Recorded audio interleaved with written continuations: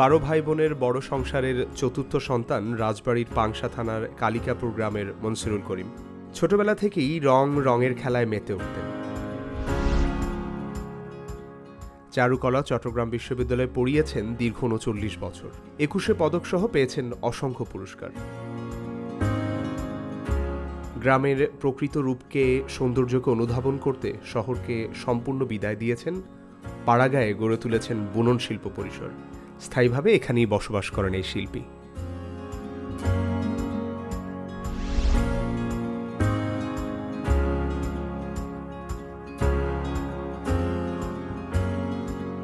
আমি যদি আপনার ছবিতে আসি, আপনার ছবিতে রঙের ব্যবহারটা একেবারে সরাসরি, এবং আমি যে ছবিগুলোতে দেখছি এখানে নারী চরিত্রের উপস্থিতিটা অনেক বেশি। রং এমন একটা বিষয় মানুষকে আকর্ষণ করে। হ্যাঁ, আমি যদি একটা ক্যানভাসের মধ্যে কোনো ফিগার ছাড়া, কোনো কিছু ছাড়া শুধু ঝাড়ু দিয়েও রংটা ছিটিয়ে রাখি, হ্যাঁ, কেউ না কেউ সেটা বলবে যে বাহ, সুন্দর জিনিস। হয়তো ছবি আঁকার জন্য যে চিন্তা নিয়ে আমরা একটা সারফেসকে রঙের প্রয়োগ করে সারফেসটা পূরণ করি, সেটা তো সেখানে করা হয় নাই। বিষয়গুলো এইরকমই, কিন্তু আমার ক্ষেত্রে কিন্তু আমি সেটা মোটেই ভাবি না। আমি ভাবি যে লাল মানে লাল, নীল মানে নীল, হ্যাঁ, হলুদ মানে হলুদ, সবুজ মানে সবুজ, যেহেতু এটা সরাসরি আমি প্রকৃতির কাছে পাচ্ছি। অতএব যখন আমি সরাসরি মানুষ আঁকি, মানুষের মধ্যেও ওই প্রকৃতির সরাসরি যে রঙগুলো, সেই রঙগুলোকে আমি প্রাধান্য দিয়ে আমার চিত্রের মধ্যে, মানে যে কোনো ধরনের কাজের মধ্যেই আমি প্রভাবিত করি। একদম ছোট যখন ছিলেন, ছোটবেলাতে আপনি আপনার মাকে হারিয়েছেন। মা হারানোর একটা দুঃখবোধ আপনাকে খুব তাড়িয়ে বেড়ায়। এই কারণে কি নারী উপস্থিতি বেশি আপনার ছবিতে?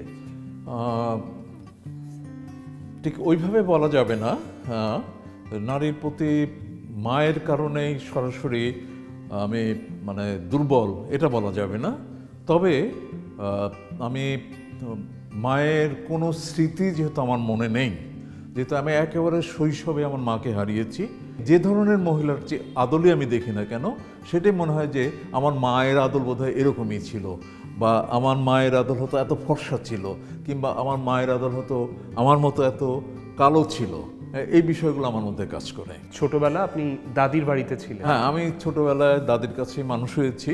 দাদি আমাকে মানে গ্রামীণ পরিবেশে থেকে শিক্ষা দীক্ষা এবং আনুষঙ্গিক অন্যান্য বিষয়ের সাথে তিনি খুব দৃঢ়তার সাথে আমাকে সেভাবে গাইড দিয়েছেন। না হলে হয়তো আমার জীবনটা অন্যরকম হয়ে যেত। আপনি যে স্কুলে পড়তেন, একটা ছোট্ট রুমের ভেতরেই সব কিছু ছিল। আমি যে স্কুলে পড়তাম, আমার গ্রামের নাম Kalikapur, Kalikapur primary school, free primary school, সেই স্কুলে পড়তাম। তখনকার সেই স্কুলের কাঠামোর যেটা ছিল, সেটা দোতলা একটা টিনের ঘর, হয়তো বাঁশের বেড়া দিয়ে চারদিকে ঘেরা, কোনো দরজা ছিল না, হয়তো জানালা ওই বেড়া কেটে জানালা দেওয়া, এবং বেড়ার কোনো কোনো নিচের দিকে, মাটির নিচের দিকে হয়তো ভাঙা ছিল, হ্যাঁ, যেখান দিয়ে হয়তো আমরা ক্লাসের মধ্যেই ঢুকে পালিয়ে যেতাম। হ্যাঁ, আমি প্রথম লিখেছি কলা পাতায়, বাঁশের খাক কলম দিয়ে ওই আপনার যে মাটির যে হাঁড়ি থাকে তার থেকে যে কালিটা বেরোয়, ঝিনুক দিয়ে কালিগুলো চেঁচে নিয়ে লাউয়ের ডগার রস দিয়ে ওই কালিটাকে একটা বাইন্ডার করে, হ্যাঁ, সেটা খাক কলম অর্থাৎ কঞ্চি চিকন করে আমি প্রথম কলা পাতা, তাল পাতায় এগুলোতে লিখেছি। এটা আমার ছেলে মেয়েদের কাছে এটা অবিশ্বাস্য মনে হয়। গ্রামের সেই ছেলেটা ঠান্টু, সে আজকে শিল্পী মনসুরুল করিম কিভাবে হলেন? বিষয়টা একটু অন্যরকম। বিষয়টা হলো, আমার যে পাড়াটা সেটা হলো শেখপাড়া, আমাদের পাশে যে পাড়াটা সেটা হলো বিশ্বাসপাড়া। ওই বিশ্বাসপাড়ায় একজন আজিজ নামের ডাক্তার, আজিজ বলতাম, কিন্তু সে বেসিক্যালি ডাক্তার ছিল না। সে পাংশা ওই দাতব্য চিকিৎসালয়, সেখানে সে কম্পাউন্ডার ছিলেন, এবং ওই ছুটির দিন বা অন্য দিন বিকেলবেলা উনি ওই দাতব্য চিকিৎসালয়ে বড় বড় কাঁচের জার পাওয়া যেত। সেই জারের মধ্যে এক একটার মধ্যে এক এক ধরনের রঙের লিকুইড নিয়ে আসতেন এবং রোগীর কাছ থেকে শুনতো, তার মানে অসুখের বর্ণনাটা শুনতো, শুনে হয়তো দেখা যেত যে নীল বোতলের থেকে নীল রঙটা একজনকে দিচ্ছে। আমার চোখের সামনে আমি এগুলো দেখেছি। আবার কারো হয়তো সবুজটা নিয়ে সে বর্ণনা দিচ্ছে পেট ব্যথা করে তার জন্য সবুজটা দিচ্ছে, হয়তো কেউ বলছে মাথা ব্যথা করে এর জন্য দেখা যাচ্ছে হলুদটা দিচ্ছে। হ্যাঁ, তো তখন আমার একটু চিন্তা হতো যে রং কি এত পাওয়ারফুল, হ্যাঁ, যে মানুষ সুস্থ করতে পারে। হ্যাঁ, এটা কিন্তু তখন আমার স্ট্রাইক করে ওই অল্প বয়সেই, ওই বয়সে আমি এটা উপলব্ধি করি যে রং যদি একটা মানুষকে মানে সুস্থ করতে পারে, তাহলে একটা মানুষকে সুন্দরের প্রতি অনুরাগী করতে কেন রং পারবে না। এই যে মানে মাথায় যেটা আসা, এই উপলব্ধির থেকেই আমি ছবি আঁকার প্রতি, ওই রঙের ব্যবহারের প্রতি বেশি আকৃষ্ট হই। এই ছবি আঁকার কি কোনো ব্যাকরণ আছে? ব্যাকরণ ছাড়া কোনো কাজ হতে পারে না। ছবি আঁকতে হলে আমরা দ্বিমাত্রিক একটা পরিসরের মধ্যে কি কি উপাদান ব্যবহার করি। আমরা রেখা ব্যবহার করি, আমরা আকার ব্যবহার করি, আমরা আকৃতি ব্যবহার করি, আমরা রং ব্যবহার করি। এগুলো না হলে ছবি আঁকা সম্ভব না। তো আপনার যে প্রশ্নটা করলেন, আমার মনে হয় এর মধ্যেই উত্তরটা আপনি পেয়ে গেছেন। আপনার বাল্যজীবনের যে আরও কাহিনী আছে, এগিয়ে যাওয়ার গল্প আছে, আমরা সামনে গিয়ে কথা বলতে পারি? অবশ্যই অবশ্যই। যে আমার যে এই যে যে যে পরিসর, অর্থাৎ যে কমপ্লেক্সটা বুনন আর্ট স্পেস, হ্যাঁ, এটা আমার মনে হয় যে আমরা যদি একটু দেখি, সবাই মিলে দেখি, তাহলে একটা অন্য ধরনের উপলব্ধি ও বোধ তৈরি হতে পারে যে গ্রামের মধ্যে এই ধরনের একটা এনভায়রনমেন্ট কী করে করা সম্ভব।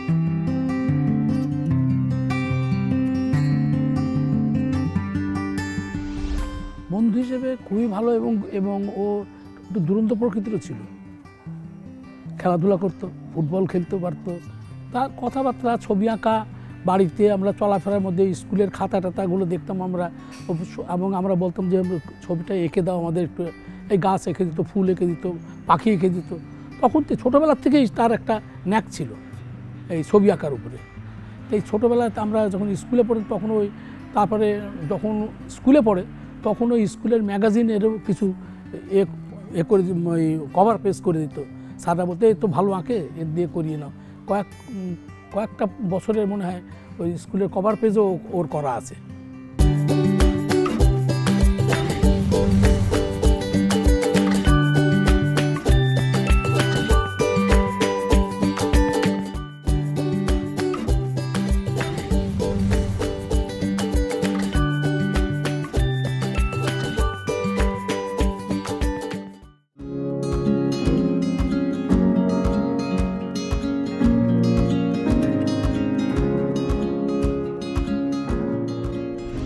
আপনি যেটা বললেন যে ছবি আঁকার একটা ব্যাকরণ থাকতে হয়, ব্যাকরণ আবার একই সাথে বলে যে ছবি আঁকাতে কোনো ভুল নেই। যেটাতে ব্যাকরণ থাকে সেটাতে ভুল কি করে না হতে পারে স্যার? ছবি আঁকার যে ভাষা, সেই ভাষাটা সচরাচর আমরা যেটা বুঝি যে অক্ষর জ্ঞান দিয়ে যেমন একটা ভৌগোলিক অবস্থানের পরিচয় বহন করে, এখন বিষয় হলো ছবি আঁকাটা একটা মানুষের, একটা আর্টিস্টের তার অন্তর্নিহিত যে বিষয়টা, সেই বিষয়টা সে নিজের মতো করে প্রকাশ করে। যদি ভুল শব্দটা বিবেচনা আসতো ছবি আঁকার ক্ষেত্রে, তাহলে একটা একক জায়গায় আমাদের দাঁড়াতে হতো।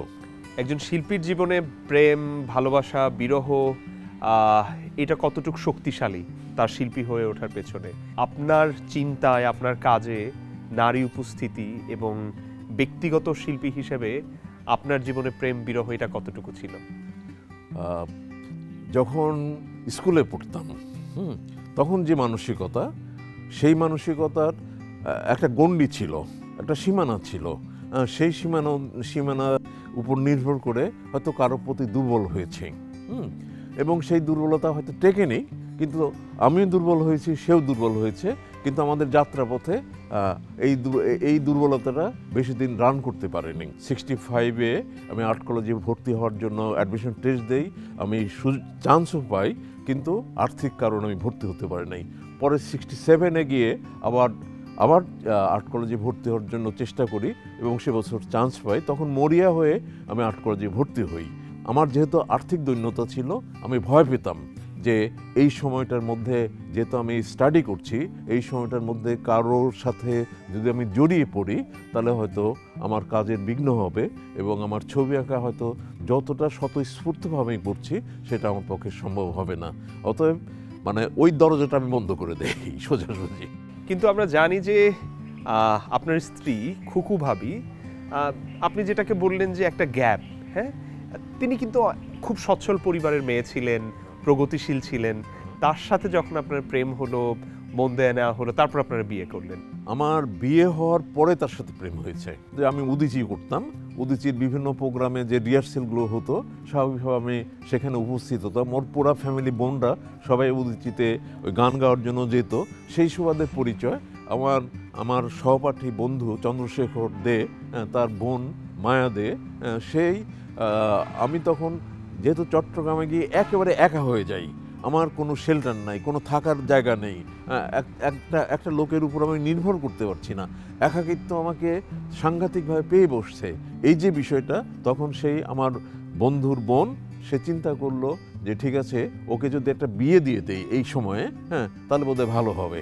এবং সেই তখন উদ্যোগী হয়ে ওই খুকুর সাথে তার পরিবারের তার বাবার সাথে কথা বলে, তার মায়ের সাথে কথা বলার পরে যেহেতু আমার প্রিলিমিনারি রেজাল্ট খুব ভালো ছিল, এই সমস্ত সব কিছু বিবেচনা করে আমাকে যখন আমি মাস্টার্স পরীক্ষা দিলাম তখন মানে আনুষ্ঠানিকভাবেই বিয়েটা হয়েছে।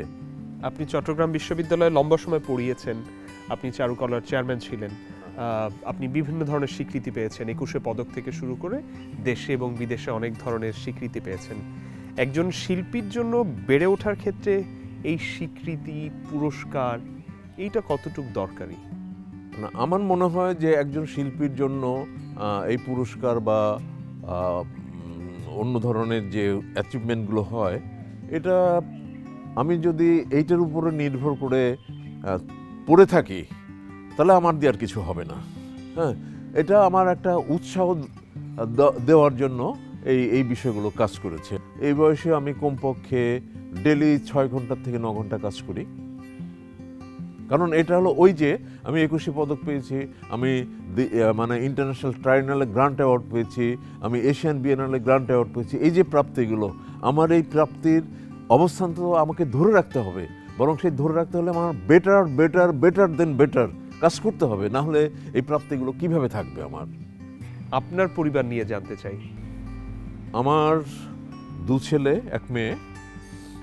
বড়টা ছোট অবস্থায় খুব ভালো কাজ করতো, ছবি আঁকতো, ভালো ছবি আঁকতো, ড্রয়িং খুব ভালো ছিল।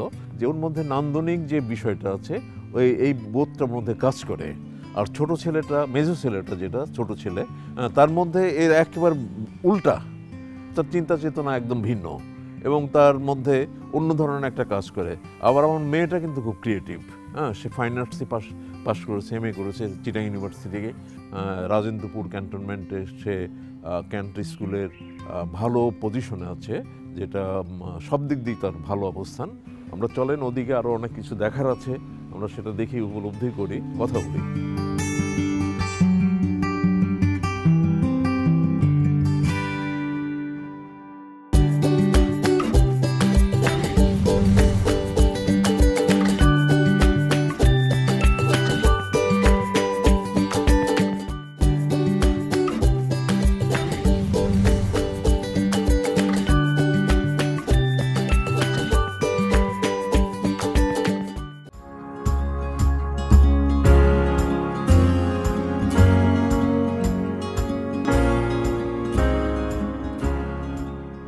শিল্পী হিসেবে আপনি এককভাবে অনেক ধরনের পুরস্কার পেয়েছেন, স্বীকৃতি পেয়েছেন, একদম শীর্ষে যারা আছে তাদের ভেতর আপনি আছেন।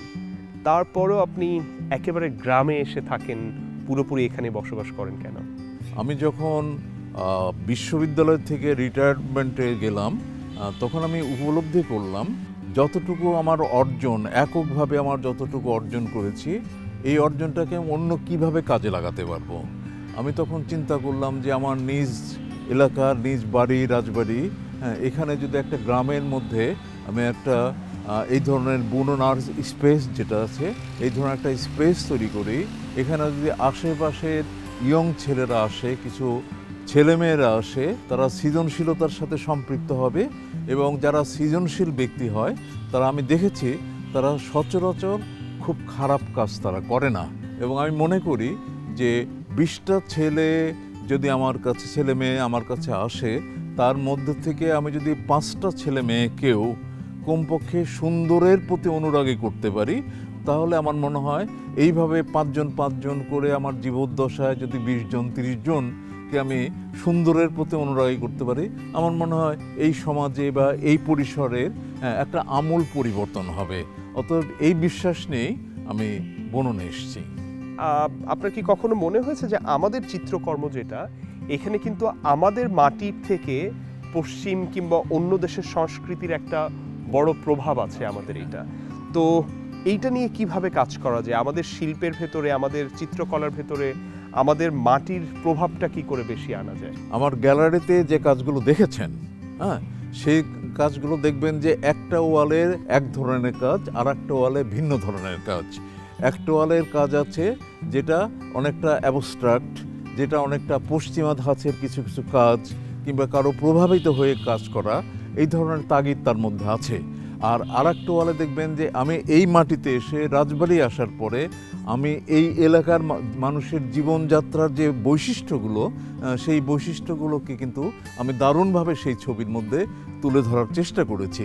অর্থাৎ আমি বলতে চাচ্ছি যে একটা পরিবেশ মানুষকে কতখানি প্রভাবিত করতে পারে, হ্যাঁ, যেটা শহরে না থেকে আমি গ্রামে এসে এই পরিবর্তনটা করতে সক্ষম হয়েছি। আমার ধারণা এরকম যদি আমাদের বাংলাদেশের বিভিন্ন জেলায় জেলায় এই ধরনের কমপ্লেক্স করা হয়, আর্ট রিলেটেড কোনো প্রতিষ্ঠান করা হয়, তাহলে অচিরেই তার নিজ এলাকার যে সমস্ত বৈশিষ্ট্যগুলো আছে সেই বৈশিষ্ট্যগুলো শিল্পের মাধ্যমে সহজেই তুলে ধরা সম্ভব। যারা তরুণ শিল্পী আছে কিংবা যারা শিল্পী হতে চায় তাদের প্রতি আপনার কি মেসেজ থাকবে? আমি যখন শিক্ষকতা করেছি আমি ছাত্রদেরকে বলতাম যে তোমরা যখন শ্রেণীকক্ষে ঢুকবে মনে করবে যে তুমি একটা প্রার্থনালয়ে ঢুকছো, এবং এই মানসিকতা নিয়েই তোমাকে ক্লাসরুমে ঢুকতে হবে। যদি এই মানসিকতা নিয়ে তুমি ক্লাসরুমে ঢুকো তাহলে দেখবে যে তোমার ছবি আঁকার প্রতি যে আগ্রহ সেটা অনেক গুণে বেড়ে যাবে। এবং এই আগ্রহটা বাড়তে হলে তোমাকে কি কি বিষয়ের উপর লক্ষ্য রাখতে হবে? সততা, নিষ্ঠা, একাগ্রতা এবং শ্রম। এই 4টা জিনিস ছাড়া একটা মানুষ কোনোভাবেই বড় হতে পারে না, কোনো ক্ষেত্রেই বড় হতে পারে না। তাকে সৎ হতে হবে, তাকে নিষ্ঠাবান হতে হবে, তাকে পরিশ্রমী হতে হবে। হ্যাঁ, এই ধরনের কতগুলো গুণাবলী যদি সে তার নিজের মধ্যে ধারণ না করে তাহলে কখনোই কোনো মানুষ কিন্তু আমার মনে হয় নিজেকে বিকশিত করে বড় করতে পারবে না। এটা আমার ধারণা এবং আমার নিজের অভিজ্ঞতা এই ধরনের। আপনাকে অনেক ধন্যবাদ, আপনি সারাদিন আমাদের সময় দিয়েছেন। হ্যাঁ, আপনাদেরকেও ধন্যবাদ। আপনারা অনেক কষ্ট করে ঢাকা থেকে এই গ্রামে এসছেন, বুননে এসছেন। একটা সাধারণ গ্রামের মধ্যে আমি একটা আর্ট কমপ্লেক্স করেছি যেটার নাম দিয়েছি বুনন আর্ট স্পেস। হ্যাঁ, এখানে আসার জন্য আপনাদের ইন্ডিপেন্ডেন্স টেলিভিশনকে, আপনারা যারা কর্মকুশলী আছেন সবাইকে আমি আন্তরিকভাবে ধন্যবাদ জানাচ্ছি এবং কৃতজ্ঞতা প্রকাশ করছি। ধন্যবাদ। শিল্পী মনসুরুল করিমের মতো আমরাও বিশ্বাস করি যে কেউ যে কোনো ক্ষেত্রেই তার সততা, নিষ্ঠা, একাগ্রতা এবং পরিশ্রম নিয়ে এগিয়ে গেলে তিনি বড় হবেনই। পরের পর্বে অন্য কোনো অতিথিকে নিয়ে দেখা হবে। Till then, I wish you a very good week. Good by.